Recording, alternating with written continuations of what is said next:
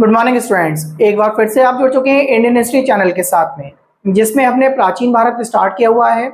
और प्राचीन भारत में पढ़ते हुए हमने वैदिक काल को स्टार्ट किया था, जिसके दो भाग हमने आपको बताए थे, ऋग्वैदिक काल और उत्तर वैदिक काल, जिसमें हमने दोनों ही कालों को सही तरीके से समझ लिया। अब उन कालों के बारे में हम उन पॉइंटों पर पहुंच गए जो एग्जाम की पॉइंट ऑफ व्यू से बहुत ज़्यादा इंपॉर्टेंट बनते हैं। जैसे कि कल हमने वीडियो के लास्ट में आपको वैदिक साहित्य बताया, आज हम वैदिक साहित्य के बारे में चर्चा करेंगे और कौन कौन से वेद में क्या क्या इंपोर्टेंट क्वेश्चन बन सकते हैं, वो सारी चीज आज के लेक्चर में हम सीखेंगे। आज का लेक्चर बहुत ज्यादा इंपोर्टेंट होने वाला है। इस लेक्चर में वो सारी बातें आपको बताई जाएंगी जो आपको कहीं भी यूट्यूब के जरिए से या किताबों के जरिए से कुछ ना कुछ छूट जाता है, जिसकी वजह आपको नहीं पता होती। आज उन चीजों को देखेंगे। वीडियो में अंत तक बने रहें, वीडियो ज्यादा लंबा नहीं होगा। आपको पॉइंट एग्जाम के पॉइंट ऑफ व्यू से बहुत लंबे क्वेश्चंस जो आपको आसानी से समझाए जाएंगे, उन चीजों को आप देखेंगे ध्यान से। सबसे पहले अगर बात करें तो कल हमने अपने लेक्चर में बताया था वैदिक साहित्य। वैदिक साहित्य की जब हमने बात की थी आपसे, तो जब हमने आपसे बोला था कि अब जो हम पढ़ने स्टार्ट करेंगे वैदिक साहित्य पढ़ेंगे, और वैदिक साहित्य के ऊपर हमने कहा था वैदिक साहित्य, साहित्य का मतलब लेखन हो गया। और लेखन में आपने दो तरीके के हमने बताए थे आपको साहित्य में। नंबर फर्स्ट श्रुति साहित्य, नंबर दो स्मृति साहित्य। श्रुति साहित्य और स्मृति साहित्य के बारे में हमने चर्चा की थी, जिसमें हमने आपको बताया था श्रुति साहित्य ऐसा साहित्य है जिसमें हमें ये बताया गया है कि हमारे जो पूर्वज रहे होंगे उनके कानों में भगवान ने, ईश्वर ने आकर बातों को बताया होगा, और उन बातों को सुनने के बाद हमारे पूर्वजों ने उन्हें उसी तरीके से लिख दिया जिस तरीके से उन्होंने उस चीज को सुना होगा। तो श्रुति साहित्य में मैंने आपसे ये बोला होगा कल कि श्रुति साहित्य एक ऐसा साहित्य है जो 100% सत्य माना गया है। कहीं कहीं आपसे ऐसा भी पूछा सकता है कि पवित्र साहित्य कौन सा है, तो पवित्र साहित्य में आप बोल देंगे श्रुति साहित्य 100% सही या पवित्र साहित्य में गणना की जाएगी इसकी। अब इसमें भी ना बहुत सारे भाग आते हैं आपके श्रुति साहित्य में। जैसे कि अगर भावों की बात करें तो सबसे पहले अगर किसमें से ग्रंथ बनने स्टार्ट होंगे तो श्रुति साहित्य में ग्रंथ बनेगा ब्राह्मण ग्रंथ। अब आपके दिमाग में आएगा कि हमने श्रुति साहित्य तो समझ लिया था, ब्राह्मण ग्रंथ क्या है उसके बारे में हल्की सी चर्चा करेंगे और आप एकदम क्लियर हो जाएगा आपको। तो यहाँ पे ब्राह्मण ग्रंथ से आप ये आशा लगाएंगे ऐसे ग्रंथ जो लिखे हुए हैं बहुत बड़ी लैंग्वेज में लिखे हुए हैं, उन्हें छोटा करके जो हमें समझा गया या पढ़ाया गया, जैसे जो ब्राह्मण लोग होते हैं उन मंत्रों को, उन श्लोकों को जो है पढ़ने के बाद एक लघु रूप में हमारे सामने प्रस्तुत करते हैं। तो जो ग्रंथ बनाए गए होंगे लघु रूप में, उन ग्रंथों को ब्राह्मण ग्रंथों में रखा गया। इसके बाद दूसरे ग्रंथ की बात करें तो इसी में एक और आते हैं जिनका नाम होगा आपका आरण्यक ग्रंथ। आरण्यक ग्रंथ मैंने आपको बताया था कल भी। आरण्यक ग्रंथ यानी जंगलों से बात होती है, जो जंगलों में लिखे गए होंगे, आपके वनों में लिखे गए होंगे ग्रंथ, उन्हें हमने आरण्यक ग्रंथ बोला है। ठीक है, दोनों आपको क्लियर हो गए होंगे। तीसरे इसी में जो आपको पढ़ने हैं, आपके जो इंपोर्टेंट बन जाते हैं बहुत ज्यादा, जो पीछे हमने इन चीजों पर चर्चा भी की, वो बन जाती हैं आपके उपनिषद। तो आपसे इस पर भी क्वेश्चन बन जाता है कि उपनिषद क्या होते हैं, तो आप तुरंत बता देंगे उपनिषद का अर्थ है जो गुरु के पास बैठकर लिखे गए हों। जो भी चीज गुरु के पास बैठ के गुरु बोलते जा रहे हैं और हम लिखते चले जा रहे हैं, ऐसे अगर आपके ग्रंथ जो भी रहे होंगे वो उपनिषद बोले गए। ठीक है, तीनों चीजें आपको क्लियर हो गई होंगी। तो श्रुति साहित्य में इन तीनों चीजों पर हमने विवेचना करी, ब्राह्मण ग्रंथ क्या होते हैं, आरण्यक ग्रंथ क्या होते हैं और उपनिषद आपके क्या होते हैं। जो 100% सत्य रहे होंगे वो आपके उपनिषद की बात की गई होगी। इसके बाद अगर दूसरे पॉइंट की बात करें हम, तो हमने आपको बताया था स्मृति साहित्य। और स्मृति साहित्य में आपको याद होगा कि कल सर बता रहे थे स्मृति साहित्य वो होते हैं जो ऋषि मुनियों के कान में बोले तो गए बट उन्हें उसी समय नहीं लिखा गया, उसके बाद लिखा गया। ठीक है, जब उसके बाद लिखा गया तो उसमें जो है 100% सत्यता नहीं लिखी गई, इस पे किसी भी चीज को बड़ा घटाकर लिखा गया होगा। जैसे कि अगर बात की जाए तो इसमें सबसे पहले अगर बात करें तो आते हैं आपके वेदांग, जो वेदों के भी अंग है। जो आपने 4 वेद पढ़े हैं उन वेदों की जो अंग पढ़ेंगे आप, उन्हें हमने वेदांग बोला है। तो आपको ध्यान रखना है, आपसे पूछा जा सकता है कि वेदांग किस चीज का जो है अंग है, तो आप तुरंत समझ जाना स्मृति साहित्य के अंग की बात हो रही है। सर ने बताया था आपको वेदांग के बारे में। इसी प्रकार सेम स्मृति ग्रंथ बनेगा। स्मृति ग्रंथ जैसे कि स्मृति साहित्य है, उसी प्रकार से आप स्मृति ग्रंथ भी आपको याद हो जाएगा। ठीक है, तो इसमें स्मृति साहित्य क्या होते हैं ये बता दिया, श्रुति साहित्य आपको क्या होते हैं ये बात आपको क्लियर हो गई होगी। अब इसमें जो हमने श्रुति साहित्य पढ़ा, श्रुति साहित्य में जो वेद लिखे हुए हैं अब उनके बारे में आज चर्चा होगी। और आज हम एक वेद के बारे में पढ़ेंगे पूरा, और उसके बारे में पूरी डिटेल पढ़ लेंगे, किस चीज को क्या बोला गया, क्यों बोला गया। और एक उस युद्ध के बारे में आज फिर से चर्चा करेंगे जो हमने आपको दशराज युद्ध के बारे में बताया होगा। आज उसके कारण और क्या विशेषता रही होगी सारी बातें आपको बताई जाएगी। आज उस युद्ध में आपको वो भी पढ़ने को मिलेगा जो शायद आपने ये नहीं पढ़ रखा होगा जो मैं आपको आज बताने वाला हूं। देखेंगे अगर बात करें तो सबसे पहले हम ऋग्वेद की बात करेंगे। नंबर फर्स्ट पे जो हमारे हमने कहा 4 वेद होते हैं। नंबर फर्स्ट ऋग्वेद, फिर आपका यजुर्वेद, यजुर्वेद के बाद सामवेद, और सामवेद के बाद आपका आ जाएगा अथर्ववेद, जिसके हमने कई सारे नाम आपको बताए थे। तो आज जब चर्चा कर रहे हैं हम, तो सबसे पहले हमने ऋग्वेद की चर्चा करेंगे। तो ऋग्वेद में हमने जब बताया आपको, तो सबसे पहले आपको हमने मंडल बताए थे उस दिन। मंडल मतलब किताबें वगैरह बताई होंगी या भाग बताए होंगे, तो आपको 10 मंडल बताए आपको हमने। तो आप सबसे पहले ध्यान रखेंगे 10 मंडल हैं। और इन 10 मंडल में अगर श्लोक की बात की जाए तो आप लिख लेंगे, याद कर लेंगे। श्लोक हमने कल भी आपको चलते चलते बताए थे, 1028 श्लोक हैं आपके। तो जब श्लोकी की चर्चा होगी श्लोक की, तो आप बता देंगे कितने हैं आपके, 1028 श्लोक होंगे। इसके बाद इसमें से कुछ श्लोक ऐसे भी हैं जो बाल खिल्ले श्लोक में आते हैं, इसकी आगे चर्चा करेंगे। अभी बाल खिल्ले की पहले ऋग्वेद में चर्चा कर रहे हैं। तो बाल खिल्ले श्लोक अगर आपसे पूछ लिया जाए तो आप तुरंत बता दोगे कितने हैं, 11 श्लोक आपके बाल खिल्ले रहे हैं। ठीक, इसके बाद मंडल पूछ सकता है आपसे 10 मंडल, श्लोक 1028, बाल खिल्ले श्लोक 11, इसके साथ मंत्र पूछेगा आपसे।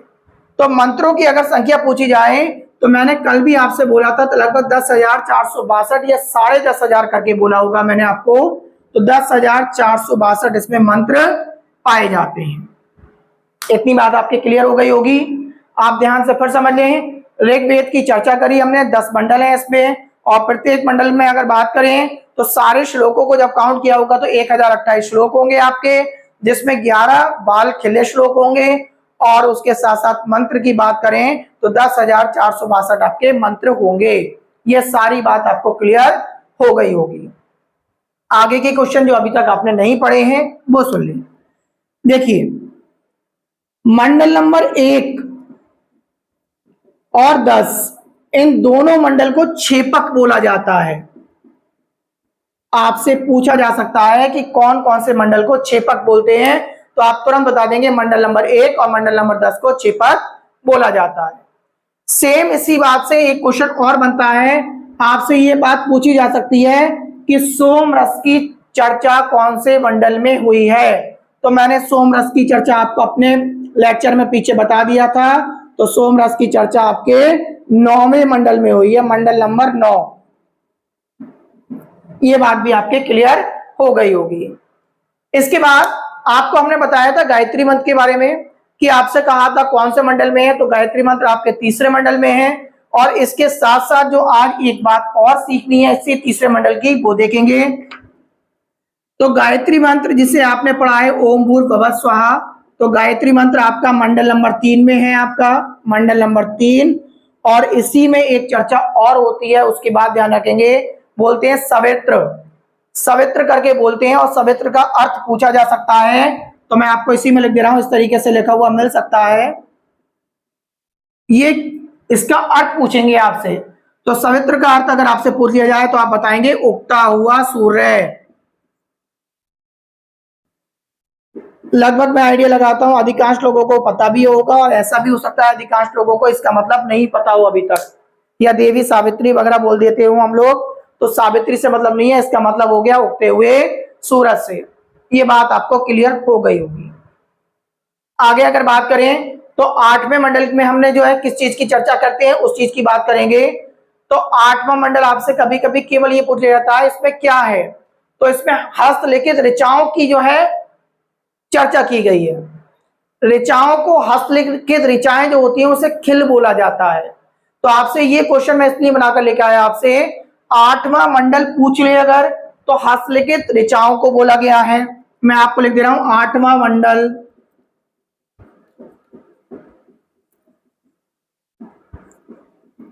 हस्तलिखित ऋचाओं की चर्चा है। और हस्तलिखित ऋचाओं को अगर पूछ ले क्या बोलते हैं तो आप तुरंत बता देंगे, इसे खिल्ले बोलते हैं या खिल। देखिए ये क्वेश्चन अभी तक आपने नहीं पढ़ रखा था, अब आपके सामने आ गया। शायद मैं आशा करता हूं इस बात को अभी तक आपने नहीं पढ़ा होगा कि 8वें मंडल में ये तो पता होगा आपको हस्तलिखित ऋचाएं होती हैं, और शायद ये नहीं पता होगा इससे खिल बोला जाता है। अगर पता था तो बहुत अच्छी बात है। ठीक है, अब आगे की ओर बढ़ते हैं। 8वां मंडल हमें क्लियर हो गया, 9वां मंडल हमें क्लियर हो गया। पहले और 10वें मंडल को चेपक बोलते हैं, ये बात हमने क्लियर कर ली। 9वें मंडल में सोमरस की चर्चा, ये बात क्लियर हो गई। 3रे मंडल में आपके गायत्री मंत्र की चर्चा, ये भी क्लियर हो गई। सवित्र का मतलब उगता हुआ सूर्य होता है, ये बात भी आपको क्लियर हो गई होगी। अब 7वां मंडल एक बार चर्चा करेंगे, इस पर ही बहुत विशेष बल देंगे हम, ध्यान से समझेंगे। 7वें मंडल में मैंने आपको बताया था एक युद्ध की चर्चा की है जिसका नाम 10 रागे या 10 राज युद्ध के बारे में बात की होगी हमने। बोर्ड पर ऊपर लिख रहा हूं, आप ध्यान से समझेंगे। 7वां मंडल क्यों इंपोर्टेंट हो गया था, हमने आपको बताया था इसमें 10 रागे युद्ध के बारे में बात की गई है, या 10 रागे या 10 रागे करके बोलते हैं, तो मैं आपको 10 रागे करके युद्ध बोल दे रहा हूं। 10 रागे युद्ध की चर्चा की गई थी। देखिए इसकी कहानी सुनेंगे आज हम, इसकी कहानी सुनेंगे क्या है। देखिए दशराज के युद्ध के बारे में अगर बात करें तो हमने 2 गुरु बताए थे इनके, जो पुरोहित का काम किया करते थे। 2 गुरु आप ध्यान से समझेंगे, विश्वामित्र और वशिष्ठ। ठीक है, 7वां मंडल जो लिखा है वशिष्ठ ने लिखा है, सबसे पहली बात आपको ये ध्यान रखनी है। और आप ये ध्यान रखेंगे 2 पुरोहित हुआ करते थे, एक राजा थे सुदास, भरत कबीला था, भरत कबीले को हम त्रित्सु वंश भी बोला करते थे या भरत वंश। देखिए समझेंगे, एक भरत वंश था आपका, इसे ही हमने त्रित्सु वंश बोला है। कबीला भी बोल सकते हैं, भरत कबीला या भरत वंश, त्रित्सु कबीला या त्रित्सु वंश, ये बोल सकते हैं आप। इसमें मैंने जो राजा बोला आपको वो सुदास बोला। इस सुदास के आगे में हमने बताया इनके जो पुरोहित रहे होंगे वो विश्वामित्र, और उसके साथ साथ दूसरे बताए हमने वशिष्ठ, ये उनके पुरोहित रहे होंगे। अब ये दोनों पुरोहित क्या होते हैं, राजा के बाद एक सबसे बड़ा स्थान जो आता है वो पुरोहित का आता है, जो बहुत सारे डिसीजन लेता है, प्रजा को डिसीजन देता है। युद्ध वगैरह भी हो जाए तो उस समय अगर राजा के बाद जो है इन्हीं की जो है आज्ञा मानती है प्रजा। ठीक है, जितने भी सैनिक होते हैं या कुछ भी होगा तो वो पुरोहित बल पर ही आगे बढ़ेगा, सारी चीज पुरोहित पर ही आगे बढ़ाएगा। इन दोनों में प्रतिस्पर्धा हुआ करती थी। प्रतिस्पर्धा का मतलब दोनों अपने आप को श्रेष्ठ बताना चाहा करते थे। बट हुआ क्या, कंडीशन ये हुई कि देखिए जब 2 गुरु हों तो 2 गुरु में से हमेशा हम आप भी पढ़ रहे होंगे तो कहीं ना कहीं कुछ ना कुछ अंतर आप अपने आप ही नोटिस कर रहे होंगे 2 गुरुओं में। तो सेम इसी प्रकार जो सुदास थे, सुदास जो है गुरु वशिष्ठ की तरफ जो है एक तरीके से उनका ज्यादा ध्यान केंद्रित रहा करता था इनकी अपेक्षा विश्वामित्र की। इस बात का देखो जो गुरु है, गुरु को सब पता होता है कि कौन छात्र मुझे ध्यान से पढ़ना चाह रहा है, कौन मुझे ईर्ष्या की भावना से देखता है, और कौन केवल मेरी बात को गौर से नहीं सुनता, केवल सुनता है कि हाँ सही है, पढ़ा रहे हो, ठीक है, कोई बात नहीं है। तो आप ये बात समझ लेंगे। तो जो भरत वंश के जो राजा हैं सुदास का जो ध्यान केंद्रित रहा करता था वो वशिष्ठ की तरफ रहा करता था। इस बात से जो विश्वामित्र थे इन्हें बड़ी परेशानी रहा करती थी। बताइए, मैं तो इतना सारा कुछ इनके कुल गुरु बना हुआ हूं काफी समय से, और इनका ध्यान मेरी तरफ हटके दूसरी तरफ है। तो इन्होंने क्या करा, ऐसी जो है सभा में किसी तरीके से कोई ना कोई मिसअंडरस्टैंडिंग चलती रहा करती होगी, और इन्होंने क्या करा, इनके कबीले को छोड़ दिया। अब इनके कबीले को छोड़कर चले गए, और जाने के बाद कौन से कबीले पे पहुंचेंगे, इस बात को ध्यान से समझेंगे। पुरु कबीला होगा और उसके राजा होंगे सम्रण। एक दूसरा कबीला है पुरु कबीला, और इसके राजा जो हैं उनका नाम है सम्रण। राजा सम्रण के पास पहुंच गई है। अब राजा सम्रण के पास जब पहुंचे होंगे तो आप वहां जाके उनके कुलगुरु बन गए, उनको पुरोहित बन गए। अब राजा सम्रण जो थे, और ये वाला देखिए भरत वंश यानी त्रिशु वंश और पुरु वंश, ये दोनों वंशों में आपस में ना क्षेत्र में वृद्धि करने के बीच किसी ना किसी तरीके से छोटे छोटे युद्ध रहा करते थे। जिसमें अगर बात करें, ये वाला जो मैंने आपको बताया त्रिशुवंश या भरतवंश, ये सरस्वती नदी के पास पाया जाता था और नदी के पास पाए जाने से ये काफी समृद्ध रहा होगा और इसके पास सेना भी अच्छी रही होगी और अच्छे तरीके से जो है इनके पास पैसा वगैरह धन वगैरह रहा होगा, तो ये आसानी से इस कबीले को हरा लिया करते होंगे। ठीक है, कहानी आगे बढ़ेगी, पुरु कबीले में पहुंच जाते हैं। ये होता क्या है, उसी दौरान एक परेशानी और आगे बढ़ जाती है, जो एक नदी का नाम लिया था मैंने आपको, परुष्णी नदी, जिसे हमने रावी नदी के नाम से भी जानते हैं। तो परुष्णी नदी के जल के पीछे इन दोनों कबीलों में जो है युद्ध हो जाता है। ठीक है, उस परुष्णी नदी के जल के बंटवारे के पीछे इन दोनों नदियों में युद्ध हो जाए, दोनों कबीलों में युद्ध हो जाएगा इस नदी के जल के बंटवारे के रूप में। अब ध्यान रखें, कारण, युद्ध का कारण समझ लीजिए। कारण मैंने बताया इस वाले का, जो परुष्णी नदी थी, नदी का जल, ये कारण हो गया। अब इस नदी के किनारे आके दोनों सेनाएं आपस में लड़ेंगी। मगर बात करें जो विश्वामित्र होंगे, विश्वामित्र को मालूम है पहले भी आप कई बार हार चुके हो और ये दूसरा वाला कबीला जो है आपका भरतवंश जो है ये तो आसानी से जीत जाएगा, तो इसलिए ये कहते हैं कि आपका कबीले में सेना नहीं है, आप एक काम कीजिए और अपने आसपास के कबीलों को इकट्ठा कीजिए और कबीलों को इकट्ठा करके एक सेना जो है बढ़ाइए और सेना बढ़ा के तब युद्ध कीजिए। तब ये 5 आर्य और 5 अनार्य राजाओं को इकट्ठा करेंगे, कबीलों के राजाओं को इकट्ठा करेंगे, उनकी सेना के साथ में परुष्णी नदी पर युद्ध लड़ा जाएगा। मैं आज आपको 5 आर्य और 5 अनार्य दोनों ही जो कबीले रहे होंगे वो आपको बोर्ड पर लिखकर बता दे रहा हूं, कौन से 5 आर्य रहे होंगे और 5 अनार्य रहे होंगे। इस बात को आप ध्यान से सुन लेंगे और शायद इसके नोट्स बना लेंगे जो अभी तक आपने नोट नहीं करे थे। तो 5 आर्य सुनेंगे। देखिए, एक तो पुरु हो गया, साफ सीधी बात है, खुद ही आगे आप पुरु वंश में से आया आर्य, एक पुरु हो गया। दूसरा आपका यदु हो जाएगा, पुरु यदु। तीसरा होगा आपका द्रहयु, द्रहयु अनु, तीसरा है आपका द्रहयु। चौथा होगा आपका अनु। 5 में आपको देखिए फिर सुन लीजिए, आर्य की बात हो रही है, एक तो पुरु हो गया, अभी मैंने आपसे कहा ये खुद में ही हो गया पुरु कबीला, पुरु हो गया, यदु हो गया, यदु के साथ द्रहयु हो गया, द्रहयु के साथ में अनु हो गया और अनु के बाद 5वां जो होगा वो होगा तरवश। ये 5 कबीले हैं, ये आर्य कबीले। इसके बाद 5 अनार्य। अनार्य मैंने आपको बताया था, आर्य वो हुआ करते थे जो शरीर से सुडौल सुंदर दिखने वाले व्यक्ति हुआ करते थे, और अनार्य में मैंने आपको बताया था ये एक तरीके से जो है जिनके कद काठी छोटी हुआ करती थी, रंग रूप में कोई खास नहीं हुआ करते थे। इसमें यह भी बताया जाता है कि राक्षस दानव प्रवृत्ति के हुआ करते थे। उस तरीके से 5 आपके अनार्य होंगे, 5 आर्य और 5 अनार्य। आर्य आपको समझ आ गए होंगे, पुरु, यदु, द्रहयु, अनु, तरवश। अनार्य की बात करें तो शिव हो जाएगा, भालन हो जाएगा। इसमें पहला हो जाएगा शिव, दूसरा हो जाएगा भालन, ठीक, शिव हो गया, भालन हो गया। तीसरा हो जाएगा पृथकता, पृथक होता है ना, पृथकता, इस तरीके से ध्यान रखना, आधाता और पूराता। चौथे कबीले की बात करें आपका आलीन, और 5वां हो जाएगा बिश्मिन, आलीन और बिश्मिन, आलीन, और 5वां हो गया आपका बिश्मिन। ठीक है, ये 5 आर्य 5 अनार्य दोनों कबीले मिलकर जो है ये इनकी जो है इनके साथ में विश्वामित्र के साथ, विश्वामित्र और वशिष्ठ यहाँ पे कुलगुरु मैंने आपको बताई दी है। और अब क्या है, विश्वामित्र के साथ में और राजा संवरण हो जाएंगे, ये सब जो है परुष्णी नदी के किनारे पहुंच जाएंगे, युद्ध होगा और युद्ध में एक बार फिर से वही होगा, भरत कबीले की जीत होगी और ये 10 जो 5 आर्य और 5 अनार्य राजा जो है ये फिर हार जाएंगे।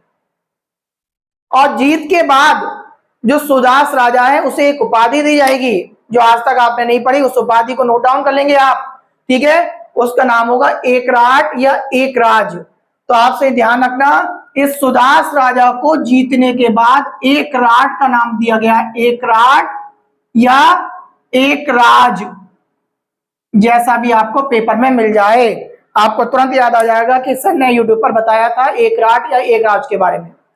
इसके बाद एक छोटी सी बात बताएंगे आपको, देखिए बहुत इंपॉर्टेंट बात बता रहे हैं, ये आपको नहीं पता होगी। आपसे ये तो बार बार कह देते हैं 5 आ रहे 5 आ रहे 5 आ रहे 5 आ रहे राजा 10 राजाओं का 10 राज्य युद्ध। ये बात आप ध्यान से समझ लो, जो त्रिशु वंश ने युद्ध लड़ना स्टार्ट करा था तो ये भी अकेला नहीं लड़ा था, इसके साथ भी एक कबीला लड़ा था। पता थी ये बात? नहीं पता थी। ठीक है, ये राजा अकेला नहीं पड़ा था, लड़ा था, ये त्रिशु वंश इसका वंश है, इसके साथ में एक कबीला लड़ा था, उसका नाम था श्रंजय कबीला। तो आप ध्यान रखना, तो त्रिशु वंश है, इसमें 2 राजा लड़े हैं, यहां आपको बॉक्स बना के लिख दे रहा हूं। एक तो त्रिशु वंश खुद लड़ा होगा, यानी भरत राजा, प्लस श्रंजय कबीला लड़ा है यहां पे, श्रंजय कबीला। आई थिंक जिन्होंने आज का हमारा ये वीडियो देखा होगा उन्हें सभी बात समझ में आ गई होगी और शायद लगा होगा बहुत इंपोर्टेंट चीज सर ने एग्जाम के पॉइंट ऑफ व्यू से बताई है। अगर मेरा वीडियो आपको पसंद आ रहा है तो लाइक करें करें, शेयर करा करें, ज्यादा से ज्यादा अपने फ्रेंड्स वगैरह को बताया करें। इसलिए बताया करें क्योंकि शायद एग्जाम के पॉइंट ऑफ व्यू से जो आप इतना सारा पैसा खर्च करने के बाद सीख कर आ रहे हैं कहीं से, वो मैं आपको निःशुल्क बता रहा हूं। जो मैंने अपनी तैयारी के समय ये नोट्स वगैरह बनाए थे वो मैं आज आपको फ्री में प्रोवाइड करा रहा हूं। केवल इसीलिए मैं ये चाहता हूं कि किसी ना किसी तरीके से आप जो है कामयाब हो जाएं, और जिस दिन कामयाब हो जाएंगे और आपने ये नोट्स बना के पढ़ लिए होंगे तो आप खुद कहेंगे कि शायद यूट्यूब पे एक सर आए थे पढ़ाने, उन्होंने हमें इस तरीके से नॉलेज दी, इस तरीके से डिटेल बताया करते थे कि जीएस जो हमें याद नहीं हुआ करती थी वो हमें याद होना स्टार्ट हो गई। यही सारी चीज के जिसके जो है हमारे भाई बहन या हम लोग पहले पैसा खर्च करके पढ़ा करते थे, आज सर ने अपने छोटे छोटे वीडियो में हमें बहुत सारी चीजें सिखाना स्टार्ट कर दी। तो मैं आपसे आशा करता हूं आपको ये लेक्चर पसंद आया होगा। अगर मेरा लेक्चर पसंद आया हो तो लाइक करें, सब्सक्राइब करें, शेयर करें और आगे सब्सक्राइब कराएं। थैंक यू, धन्यवाद। कल फिर मुलाकात होगी नए लेक्चर के साथ में। धन्यवाद।